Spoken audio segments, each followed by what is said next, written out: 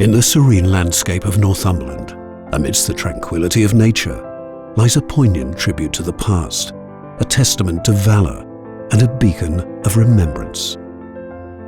At Northumberland Woodland Burial and Crematorium, a new chapter in history unfolds. Here, amidst the whispering leaves and serene landscape, a symbol of courage and sacrifice emerges. This supermarine Spitfire Mark 1A R6762, once a guardian of the skies, now finds its eternal resting place on its original Spitfire tie-down. A silent sentinel amidst the natural beauty of the burial ground. On the 12th of April 2024, at 1600 hours, a sombre gathering pays homage to a tragic event of the past.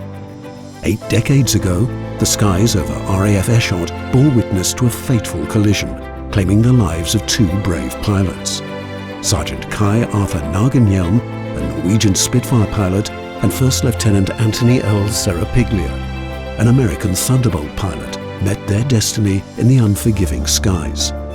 Their sacrifice echoes through the annals of time, a reminder of the cost of freedom.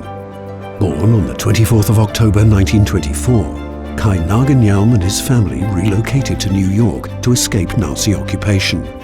After being educated in New York, Knagenhjelm served 1 semester at Harvard University before joining the RNAF. A border record of the 10th of April 1943 places him in the Muskoka Airport Training Camp, otherwise known as Little Norway. At the time of his passing in Northumberland, Sgt Knagenhjelm was just 19 years old. It is recorded that on the 12th of April 1944, at 10:25 a.m, Sgt Kai Arthur Knagenhjelm took off from RAF Eshott, flying Spitfire R6762.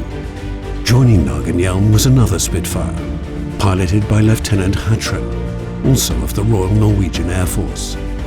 During their intended training exercise, they were instructed to carry out practice attacks on each other, not below 5,000 feet for a period of 30 minutes.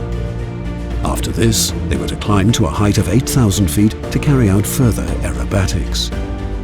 At approximately 11:45 a.m, with their exercise nearly completed, Sgt Knagenhjelm started his circuit of Eshott Airfield, flying a left-hand circuit whilst awaiting instructions to land. At the same time, a flight of 4 USA AF Republic P-47 Thunderbolt fighters from the 366th Fighter Squadron, RAF Millfield, had just completed a simulated attack on a convoy south of Felton.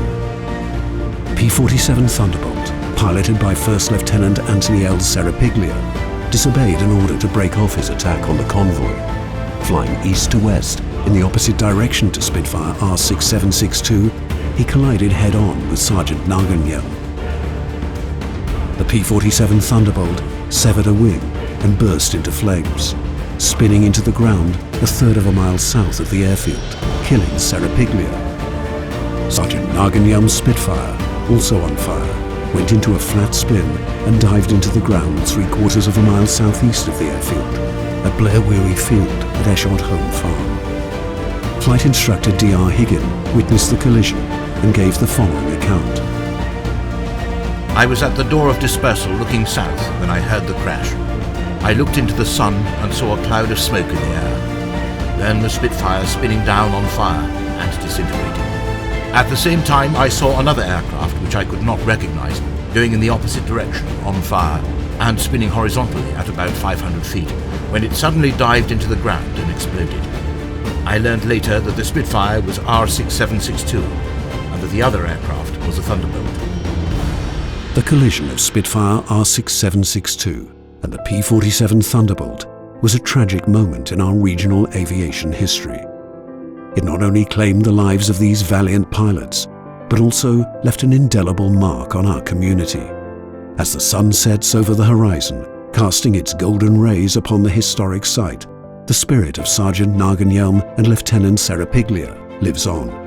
Their legacy, etched in the heart of Northumberland, inspires us to honour, to remember, and to never forget. Today, amidst the solemnity of remembrance, Northumberland Woodland Burials and Crematorium stands as a sanctuary for reflection and tribute. Families and visitors find solace in the embrace of nature honouring the memory of their loved ones.